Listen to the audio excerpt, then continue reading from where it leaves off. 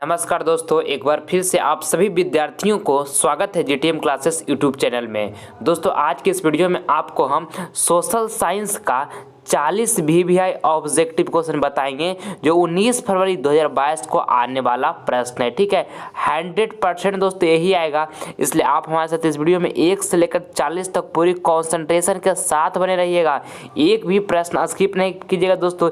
ये वीडियो जो है आपके फाइनल बोर्ड परीक्षा 19 फरवरी 2022 के लिए काफ़ी महत्वपूर्ण होने वाला है। ठीक है, आपको फाइनल तैयारी दोस्तों हम करवा रहे हैं। ठीक है, तो आइए हम वीडियो जल्दी से स्टार्ट करते हैं। देखिए पहला प्रश्न, भारत के किस राज्य में सर्वाधिक चीनी मिल है? दोस्तों काफी महत्वपूर्ण प्रश्न है आपके फाइनल बोर्ड परीक्षा 2022 के लिए।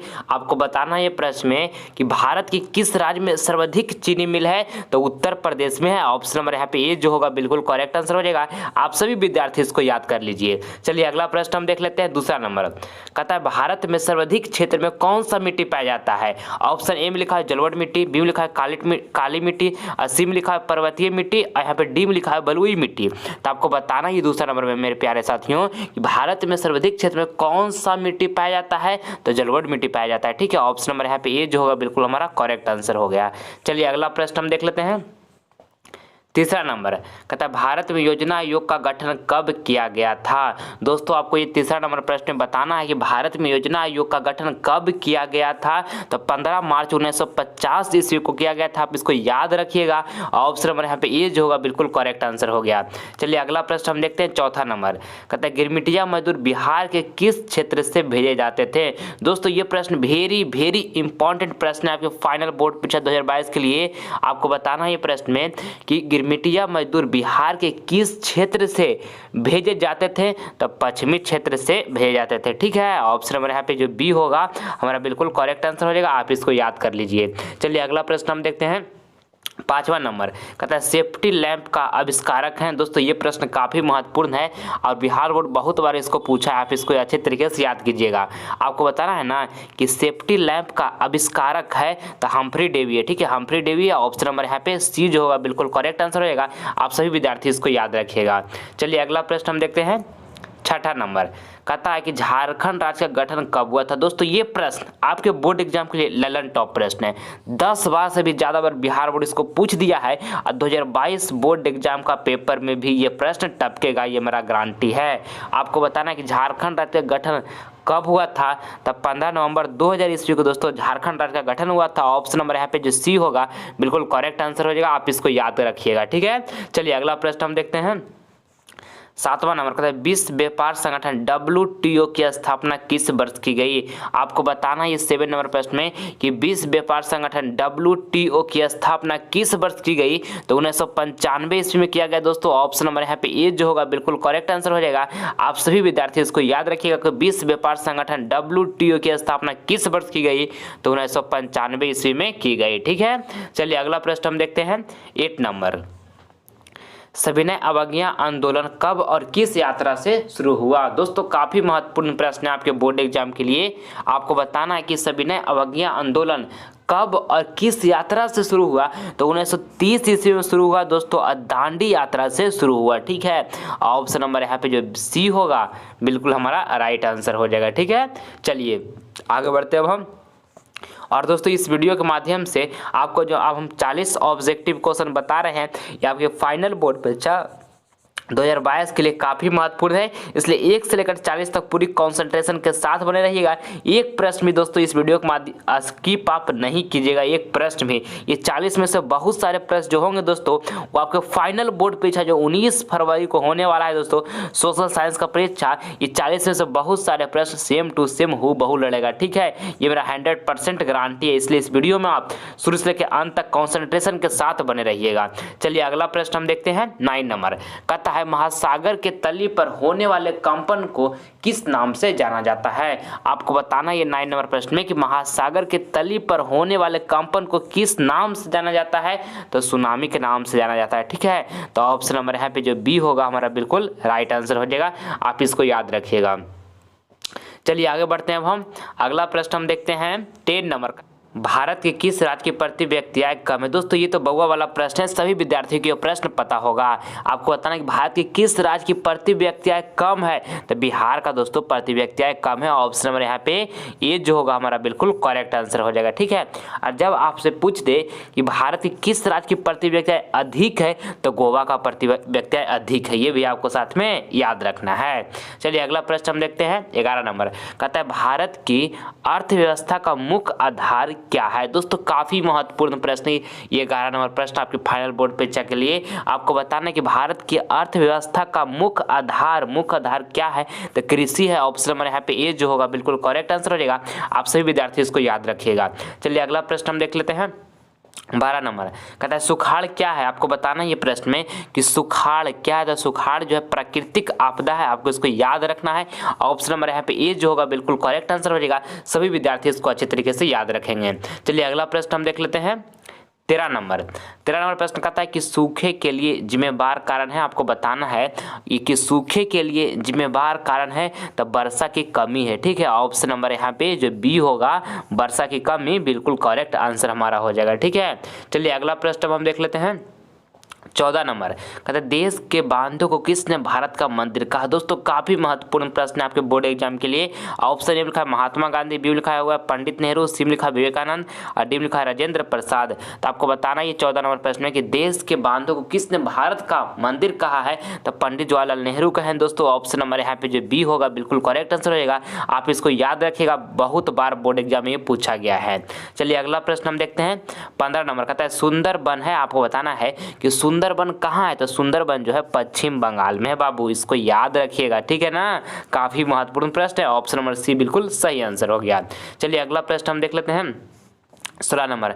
वार एंड पीस किसकी रचना है। आपको बताना है कि वार एंड पीस किसकी रचना है, तो टॉल्स्टॉय की है, आपको इसको याद रखना है। ऑप्शन नंबर यहाँ पे बी जो होगा हमारा बिल्कुल करेक्ट आंसर हो जाएगा। चलिए अगला प्रश्न हम देख लेते हैं 17 नंबर। तो जलियांवाला बाग हत्याकांड कब हुआ था। दोस्तों ये प्रश्न ललन टॉप है आपके बोर्ड एग्जाम के लिए, ठीक है। छपेगा जाकर 19 फरवरी को पेपर में ये प्रश्न छपेगा, ये मेरा गारंटी है। आप इसको एकदम याद करके जाइएगा। आपको बताना है कि जलियांवाला बाग हत्याकांड कब हुआ था, तो 13 अप्रैल 1919 ईस्वी को दोस्तों जलियांवाला बाग हत्याकांड हुआ था।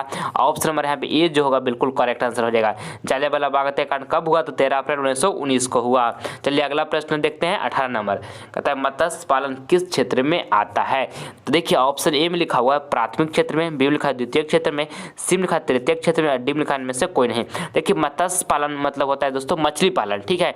मछली पालन और पशुपालन ये जो है कृषि में आता है, और जो कृषि होता है वो प्राथमिक क्षेत्र में आता है, ठीक है। तो ऑप्शन नंबर यहाँ पे ए जो होगा हमारा बिल्कुल करेक्ट आंसर हो गया। आपको इसको अच्छे तरीके से ध्यान में रखना है। मत्स्य पालन मतलब क्या हुआ, मछली पालन हुआ। चलिए आगे बढ़ते हैं अब 19 नंबर प्रश्न। कहता है गिरमिटिया मजदूर किससे कहा जाता था। दोस्तों काफी महत्वपूर्ण प्रश्न है 19 नंबर, ये भी आपके वीडियो में बहुत बार पूछा जा चुका है। आपको बताना है कि गिरमिटिया मजदूर किसे कहा जाता था, तो अनुबंधित मजदूरों को कहा जाता था गिरमिटिया मजदूर, ठीक है।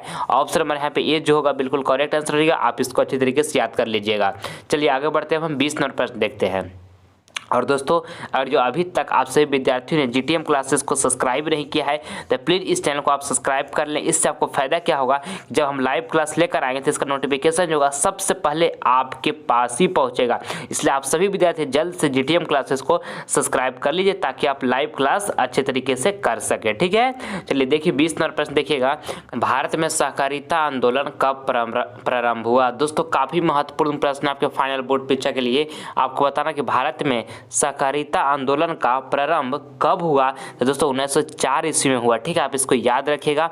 ऑप्शन नंबर यहाँ पे बी जो होगा हमारा बिल्कुल करेक्ट आंसर हो जाएगा, ठीक है। चलिए आगे बढ़ते हैं अब हम 21 नंबर प्रश्न। 21 नंबर प्रश्न हमारा है कि सुनामी का प्रमुख कारण क्या है। ऑप्शन ए में लिखा हुआ है समुद्र में भूकंप आना, बी में लिखा हुआ है स्थलीय क्षेत्र पर भूकंप का आना, यहाँ देखिए सी में लिखा हुआ है द्वीप पर भूकंप का आना, और डी में लिखा है उपयुक्त में से कोई नहीं। तो आपको बताना है 21 नंबर प्रश्न में कि सुनामी का प्रमुख कारण क्या है, तो समुद्र में भूकंप का आना। समुद्र में क्या, भूकंप का आना सुनामी का प्रमुख कारण है। ऑप्शन नंबर ए यहाँ पे बिल्कुल हमारा करेक्ट आंसर हो गया। चलिए अगला प्रश्न हम देख लेते हैं 22 नंबर। कहता है कि संघ राज्य की विशेषता नहीं है। आपको बताना है कि संघ राज्य की विशेषता नहीं है, तो एक कहरी शासन व्यवस्था जो है ये संघ राज्य की विशेषता नहीं है। ठीक है, ऑप्शन नंबर यहाँ पे सी जो होगा बिल्कुल करेक्ट आंसर हो जाएगा। आप इसको याद कर लीजिएगा। ठीक है, चलिए अगला प्रश्न हम देखते हैं 23 नंबर। कहता है बिहार में खाद्य कारखाना कहाँ है। आपको बताना है ये 23 नंबर प्रश्न में कि बिहार में खाद्य कारखाना कहाँ है, तो बरौनी में। आप इसको याद रखिएगा। ऑप्शन नंबर यहाँ पे बी जो होगा हमारा बिल्कुल राइट आंसर हो जाएगा। ठीक है, चलिए अगला प्रश्न हम देख लेते हैं 24 नंबर। कहता है कि सर्वोत्तम कोयले का प्रकार कौन सा है। आपको बताना है बाबू ये प्रश्न में कि सर्वोत्तम कोयले का प्रकार कौन सा है, तो इंथ्रासाइट है। आपको उसको याद रखना है। ऑप्शन नंबर यहाँ पे ए जो होगा हमारा बिल्कुल करेक्ट आंसर हो जाएगा। आपके बोर्ड एग्जाम के लिए अति महत्वपूर्ण प्रश्न है ये। चलिए अगला प्रश्न हम देखते हैं 25 नंबर। कहता है भारत में सबसे ऊंचा सड़क कहाँ स्थित है। आपको बताना है ये 25 नंबर प्रश्न में कि भारत में सबसे ऊंचा सड़क कहाँ स्थित है, तो लेह में है। ऑप्शन नंबर यहाँ पे जो बी होगा, यहाँ पे बी, ऑप्शन नंबर बी जो होगा हमारा बिल्कुल करेक्ट आंसर हो जाएगा। ठीक है, भारत में सबसे ऊंचा सड़क कहाँ स्थित है, तो लेह में है। ऑप्शन नंबर यहाँ पे बी जो होगा बाबू बिल्कुल करेक्ट आंसर होगा। ठीक है, चलिए अगला प्रश्न हम देखते हैं। अगला प्रश्न हमारा यहाँ पे 26 नंबर है। कहता है कि निम्न में से कौन प्राथमिक ऊर्जा का उदाहरण नहीं है। ऑप्शन ए में लिखा है कोयला, बी में लिखा है प्राकृतिक गैस, सी में लिखा है पेट्रोलियम और डी में लिखा है सौर ऊर्जा। तो आपको ये 26 नंबर प्रश्न में बताना है कि निम्न में से कौन प्राथमिक ऊर्जा का उदाहरण नहीं है, तो सौर ऊर्जा जो है ये प्राथमिक ऊर्जा का उदाहरण नहीं है। ऑप्शन नंबर यहाँ पे डी जो होगा हमारा बिल्कुल करेक्ट आंसर हो जाएगा। ठीक है, चलिए अगला प्रश्न हम देख लेते हैं 27 नंबर। कहता है गोल घर का निर्माण कब हुआ। आपको बताना है ये 27 नंबर प्रश्न में कि गोल घर का निर्माण कब हुआ, तो दोस्तों गोल घर का निर्माण 1786 ईस्वी में हुआ। आप इसको याद रखिएगा। ऑप्शन नंबर यहाँ पे जो सी होगा हमारा बिल्कुल करेक्ट आंसर हो जाएगा। ठीक है, गोल घर का निर्माण कब हुआ, तो 1786 ईस्वी में, 1786 ईस्वी में गोल घर का निर्माण हुआ बाबू। ये प्रश्न को आपको अच्छे तरीके से याद रखना है। चलिए अगला प्रश्न देखते हैं 28 नंबर। कहता है कपास सबसे अधिक किस राज्य में होता है। काफी महत्वपूर्ण प्रश्न है आपके बोर्ड एग्जाम के लिए। बहुत बार दोस्तों ये बोर्ड एग्जाम में ये प्रश्न आया है। ठीक है, आपको बताना है कि कपास सबसे अधिक किस राज्य में होता है, तो गुजरात में होता है। आपको इसको याद रखना है। ऑप्शन नंबर यहाँ पर बी जो होगा बिल्कुल करेक्ट आंसर हो गया। चलिए अगला प्रश्न हम देख लेते हैं 29 नंबर। कहता है बृहद क्षेत्र में जल की उपस्थिति के कारण ही पृथ्वी को कहते हैं। ऑप्शन ए में लिखा हुआ है उजला ग्रह, बी लिखा नीला ग्रह, सी लिखा हरा ग्रह और डी लिखा लाल ग्रह। तो आपको बताना है कि बृहद क्षेत्र में जल की उपस्थिति के कारण ही पृथ्वी को कहते हैं, तो नीला ग्रह कहते हैं। ठीक है, आप इसको याद रखिएगा। ऑप्शन नंबर यहाँ पे बी जो होगा हमारा बिल्कुल करेक्ट आंसर हो जाएगा। ठीक है, चलिए अगला प्रश्न हम देख लेते हैं 30 नंबर। और दोस्तों अगर जो आप सभी विद्यार्थी का टारगेट है कि मुझे 480 प्लस मार्क्स फाइनल बोर्ड पे प्राप्त करना है, तो आप सभी विद्यार्थी मन से पढ़ाई कीजिएगा। समय अभी का आपका जो बीत रहा है वो 1-1 मिनट काफ़ी महत्वपूर्ण बीत रहा है। ठीक है, इसलिए पूरी कॉन्सेंट्रेशन के साथ पढ़ाई कीजिए, समय को बर्बादी नहीं कीजिए बाबू। और एक बात को हमेशा ध्यान में रखिएगा, ऐसा माइंड में विचार कभी नहीं लाइएगा कि हमको मैथ समझ में नहीं आ रहा है, साइंस नहीं याद हो रहा है, सोशल साइंस नहीं, हिंदी नहीं, कुछ तैयारी नहीं है, हम क्या चीज़ को अभी पढ़ें, क्या चीज़ को पढ़ें नहीं पढ़ें, कुछ हमको समझ में नहीं आ रहा है, ऐसा विचार माइंड में नहीं लाएगा बाबू। आप पूरी 1 साल पढ़ें अच्छे तरीके से, आपके पास नॉलेज है, आपके पास तैयारी है, इसलिए जो आप तैयारी किए उसे बार बार रिवीजन कीजिए, माइंड को कॉन्सेंट्रेट रखिए बाबू, मन से पढ़ाई कीजिए। ठीक है, मन को विचलित मत कीजिएगा, पूरी कॉन्सेंट्रेशन से जितना आप पढ़े हैं अब तक उन सभी प्रश्नों को बार बार आप रिवीजन कर जाइए। आप 2022 बोर्ड में काफ़ी शानदार प्रदर्शन कीजिएगा। ठीक है, आपके साथ हम बने हैं बाबू, आप हमारे साथ बने रहिएगा। हमसे जितना मेहनत होगा आपके लिए करने के लिए तैयार हैं, बशर्ते आप हमारे साथ कंटिन्यू बने रहिएगा। आप हमारे परिवार हैं बाबू और हम आपके परिवार हैं, हम सब मिलकर लड़ेंगे और 2022 बोर्ड में काफ़ी शानदार प्रदर्शन करेंगे। ठीक है, और हार मत मानिएगा बाबू, खूब मेहनत कीजिएगा, जीवन में खूब तरक्की कीजिएगा। इस बात को ध्यान में रखिएगा क्योंकि माता पिता आपसे आशा लगाए हुए बैठे हैं, आपका सफलता को इंतजार कर रहे हैं माता पिता, इस बात को आपको ध्यान में रखना है। ठीक है, अभी तक आप सभी विद्यार्थियों ने जीटीएम क्लासेस को सब्सक्राइब नहीं किया, सब्सक्राइब करके आप जीटीएम क्लासेस परिवार से जल्द जुड़ जाइए। और अदर सब्जेक्ट का आपको ऑब्जेक्टिव या सब्जेक्टिव का तैयारी अच्छा तरीके से नहीं है तो डिस्क्रिप्शन में लिंक मिल जाएगा, वहां पर आप जाकर देख सकते हैं, तो प्लेलिस्ट में भी जाकर देख सकते हैं। उसमें हम वही प्रश्न बताएं जो 2022 बोर्ड एग्जाम के लिए काफ़ी शानदार प्रदर्शन करने वाला है बोर्ड एग्जाम में। ठीक है, इसलिए एग्जाम देने से एक बार पहले आप उसे जरूर देख कर जाइएगा, काफ़ी मदद मिलेगा आपको फाइनल बोर्ड परीक्षा में। ठीक है, चलिए अब हम देखते हैं 30 नंबर प्रश्न को। देखिए, कहता है कि वल्लभ भाई पटेल को सरदार की उपाधि किस किसान आंदोलन के दौरान दी गई। दोस्तों काफ़ी महत्वपूर्ण प्रश्न ये 30 नंबर आपके बोर्ड एग्जाम के लिए। आपको बताना है कि वल्लभ भाई पटेल को सरदार की उपाधि किस किसान आंदोलन के दौरान दी गई, तो बारदोली किसान आंदोलन के दौरान दी गई। ऑप्शन नंबर यहाँ पे ए जो होगा बिल्कुल करेक्ट आंसर हो जाएगा, आप इसको याद कर लीजिएगा। ठीक है, चलिए अगला प्रश्न हम देख लेते हैं। 31 नंबर कहता है सूचना के अधिकार संबंधी कानून कब बना। दोस्तों काफी महत्वपूर्ण प्रश्न है ये 31 नंबर प्रश्न। आपको बताना है कि सूचना के अधिकार संबंधी कानून कब बना, तो दोस्तों कब बना, तो 2005 ईस्वी में बना। आपको इसको याद रखना है। ऑप्शन नंबर यहाँ पे जो बी होगा हमारा बिल्कुल करेक्ट आंसर होगा। सूचना के अधिकार संबंधी कानून कब बना, तो 2005 ईस्वी में बना। ठीक है, चलिए अगला प्रश्न हम देख लेते हैं 32 नंबर। 32 नंबर प्रश्न हमारा है कि रबर की खेती भारत के किस राज्य में की जाती है। दोस्तों काफी महत्वपूर्ण प्रश्न है 32 नंबर। आपको बताना है कि रबर की खेती भारत के किस राज्य में की जाती है, तो दोस्तों केरल में की जाती है। आपको इसको याद रखना है। ऑप्शन नंबर यहाँ पे जो बी होगा हमारा बिल्कुल करेक्ट आंसर हो जाएगा। ठीक है, चलिए अगला प्रश्न हम देखते हैं 33 नंबर कहता है बिहार में पंचायती राज संस्थाओं में महिलाओं के लिए कितनी सीटें आरक्षित है। दोस्तों काफी महत्वपूर्ण प्रश्न ये 33 नंबर भी प्रश्न। आपको बताना है कि बिहार में पंचायती राज संस्थाओं में महिलाओं के लिए कितनी सीटें आरक्षित है, तो 50% आरक्षित है। ऑप्शन नंबर यहाँ पे ए जो होगा हमारा बिल्कुल करेक्ट आंसर हो जाएगा, आप इसको अच्छी तरीके से याद कर लीजिएगा। ठीक है, चलिए अगला प्रश्न हम देख लेते हैं 34 नंबर कहता है जर्मनी के एकीकरण के लिए कौन उत्तरदायी था। दोस्तों काफी महत्वपूर्ण प्रश्न है 34 नंबर प्रश्न। आपको बताना है कि जर्मनी के एकीकरण के लिए कौन उत्तरदायी था, तो दोस्तों बिस्मार्क था। ठीक है, ऑप्शन नंबर यहाँ पे बी जो होगा हमारा बिल्कुल करेक्ट आंसर हो जाएगा, आप इसको याद कर लीजिएगा। चलिए अगला प्रश्न हम देख लेते हैं 35 नंबर कहता है किस राज्य में मसाला सबसे अधिक होता है। आपको बताना है ये 35 नंबर प्रश्न में कि किस राज्य में मसाला सबसे अधिक होता है, तो केरल में मसाला जो होता है सबसे अधिक होता है। ऑप्शन नंबर यहाँ पे ये जो होगा हमारा बिल्कुल करेक्ट आंसर हो जाएगा। चलिए अगला प्रश्न हम देखते हैं 36 नंबर कहता है चाय पत्ती सबसे अधिक किस राज्य में होता है। आपको बताना है 36 नंबर प्रश्न में कि चाय पत्ती सबसे अधिक किस राज्य में होता है, तो असम में चाय पत्ती सबसे अधिक होता है। ऑप्शन नंबर यहाँ पे जो सी होगा बिल्कुल करेक्ट आंसर हो जाएगा, आप इसको याद कर लीजिएगा। ठीक है, चलिए अगला प्रश्न हम देख लेते हैं 37 नंबर कहता है नेताजी सुभाष चंद्र बोस हवाई अड्डा किस राज्य में स्थित है। दोस्तों ये 37 नंबर प्रश्न आपके फाइनल बोर्ड परीक्षा 2022 के लिए काफी महत्वपूर्ण प्रश्न है। आपको बताना है कि नेताजी सुभाष चंद्र बोस हवाई अड्डा किस राज्य में स्थित है, तो पश्चिम बंगाल में स्थित है। आपको इसको याद रखना है। ऑप्शन नंबर यहाँ पे सी होगा हमारा बिल्कुल करेक्ट आंसर हो जाएगा। ठीक है, चलिए अगला प्रश्न हम देखते हैं 38 नंबर कहता है कि चावल कौन सी फसल है। आपको बताना है बाबू कि चावल जो है वो कौन सी फसल है, तो खरीफ फसल चावल है। ठीक है, ऑप्शन नंबर यहाँ पे ए जो होगा बिल्कुल करेक्ट आंसर हो जाएगा। अब गेहूं जो है गेहूं वो कौन सी फसल है, तो गेहूं रबी फसल है। ये भी आपको साथ में याद रखना है। चलिए अगला प्रश्न हम देखते हैं 39 नंबर कहता है कि विश्व पर्यावरण दिवस कब मनाया जाता है। आपको बताना है कि विश्व पर्यावरण दिवस कब मनाया जाता है, तो 5 जून को मनाया जाता है। आपको इसको याद रखना है, काफी महत्वपूर्ण है आपके फाइनल बोर्ड परीक्षा 2022 के लिए। ठीक है, चलिए अगला प्रश्न हम देख लेते हैं 40 नंबर कहता है कोयला किस प्रकार का संसाधन है। आपको बताना है 40 नंबर प्रश्न है बाबू कि कोयला किस प्रकार का संसाधन है, तो अनवीकरणीय संसाधन है कोयला। ठीक है, ऑप्शन नंबर यहाँ पे बी जो होगा हमारा बिल्कुल राइट आंसर हो जाएगा।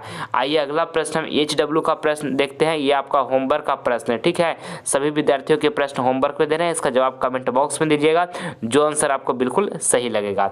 आपको बताना है कि सुनामी किस स्थान पर आता है। सारे विद्यार्थी कमेंट बॉक्स में जवाब दीजिएगा। इसका आंसर ऑप्शन ए में लिखा हुआ समुद्र, बी में लिखा स्थल, सी में लिखा आसमान और डी में लिखा इनमें से कोई नहीं। तो जो आंसर आपको सही लगेगा उसका जवाब कमेंट बॉक्स में जरूर दीजिएगा। आप सभी विद्यार्थी का कमेंट का हम प्रतीक्षा करेंगे। ठीक है, और इस वीडियो के माध्यम से अगर आपको कुछ सीखने को मिला है तो इस वीडियो को दिल से एक आप लाइक करें। ठीक है, ज़्यादा से ज़्यादा इस वीडियो को अपने फ्रेंड के पास भी शेयर करें, ताकि इस वीडियो के माध्यम से आपका फ्रेंड भी कुछ नॉलेज ग्रहण कर सके। और ये जो अभी तक आप सभी विद्यार्थियों ने JTM क्लासेस को सब्सक्राइब नहीं किया है तो सब्सक्राइब कीजिए। इससे आपको फायदा क्या होगा, जब हम लाइव क्लास लेकर आएंगे इसका नोटिफिकेशन जो होगा सबसे पहले आपके पास ही पहुंचेगा। ठीक है, मिलते हैं दोस्तों आपसे हम अगले वीडियो में। तब तक मन लगाकर पढ़ाई कीजिएगा। हर हालत में 480 प्लस मार्क्स प्राप्त करना है बाबू, इस बात को ध्यान में रखना है, चाहे जितना हमको एनर्जी जोश झोंकना पड़े, क्योंकि माँ और पिता आशा लगाए हुए बैठे हैं। इस बात को आपको ध्यान में रखना है। मिलते हैं हम आपसे नेक्स्ट वीडियो में, तब तक के लिए जय हिंद जय भारत।